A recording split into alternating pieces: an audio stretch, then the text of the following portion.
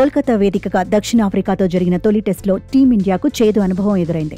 124 పరుగుల స్వల్ప లక్ష్యాన్ని ఛేదించడంలో భారత జట్టు విఫలమై 93 పరుగులకే ఆలౌటైంది. ఫలితంగా 30 పరుగుల తేడాతో ఘోర ఓటమిని మూటకట్టుకుంది. ఈ క్రమంలో తొలి టెస్టులో టీమిండియా చేసిన కొన్ని ప్రయోగాలపై విమర్శలు వ్యక్తమవుతున్నాయి.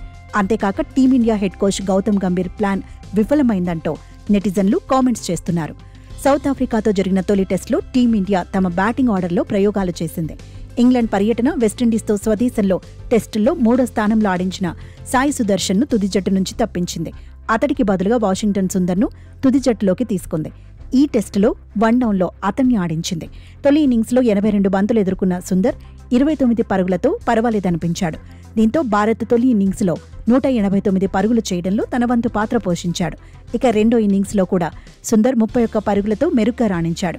బ్రిటిష్ జట్టు విధించిన 124 పరుగుల లక్ష్యాన్ని ఛేదించే క్రమంలో ఓపెనర్లో యశస్వి జైస్వాల్, కేఎల్ రాహుల్ పూర్తిగా ఫెయిల్ అయ్యారు.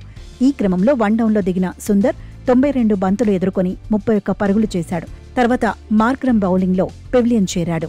ఇంతవరకు బాగానే ఉన్న ఈ మ్యాచ్లో హెడ్ కోచ్ గౌతమ్ గంభీర్ చేసిన మరో ప్రయోగం విఫలమైంది. కెప్టెన్ శుభ్మన్ గిల్ మెడనొప్పి కారణంగా మ్యాచ్కు దూరం కాగా అతడి స్థానంలో ధ్రువ్ జురేల్ను ప్రమోట్ చేశాడు. అయితే కాసేపు క్రీజ్లో నిలబడ్డ జురేల్ మంచి స్కోర్ చేయలేకపోయాడు. 34 బంతులు ఎదుర్కొని 13 పరుగులు చేసి అవుట్ అయ్యాడు. ఇక 5వ నెంబర్ బ్యాటర్ రిషబ్ పంత్ 13 బంతుల్లో కేవలం 2 పరుగులు చేసి పెవిలియన్ చేరాడు. ఇలాంటి క్లిష్ట పరిస్థితుల్లో ఆల్రౌండర్ రవీంద్ర జడేజా వేగంగా ఆడే ప్రయత్నం చేశాడు. 26 బంతుల్లో 2 ఫోర్ల సాయంతో 18 పరుగులు చేసిన జడేజా హార్మర్కు వికెట్ల ముందు దొరికిపాడు. మొత్తంగా ఈ మ్యాచ్లో ధ్రువ్, రిషబ్ రూపంలో గంభీర్ చేసిన ప్రయోగం విఫలమైందని క్రీడా నిపుణులు అంటున్నారు. చివర్లో అక్షర్ పటేల్ గెలుపు ఆశలు రేపాడు. కేవలం 17 బంతుల్లోనే 26 పరుగులతో స్కోర్ బోర్డును కదిలించాడు. అయితే కేశవ్ మహారాజ్ బౌలింగ్లో బౌమాకు క్యాచ్ ఇచ్చి పెవిలియన్ చేరాడు.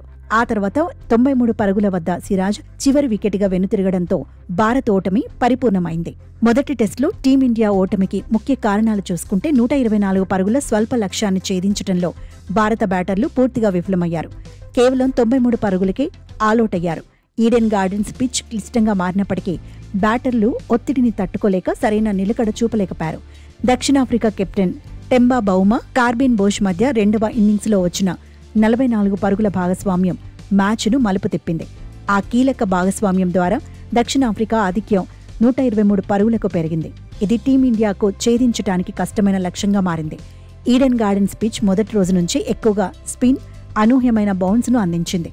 భారత స్పిన్నర్లకు అనుకూలంగా పిచ్ను సిద్ధం చేయాలని భావించినా అది బ్యాటింగ్కు చాలా కష్టంగా మారి స్వయంగా భారత బ్యాటర్లకే ఇబ్బంది కలిగించింది. 2వ ఇన్నింగ్స్లో కెప్టెన్ శుభ్మన్ గిల్ మెడనొప్పితో ఆడలేకపోవడం జట్టుకు పెద్ద లోటుగా మారింది.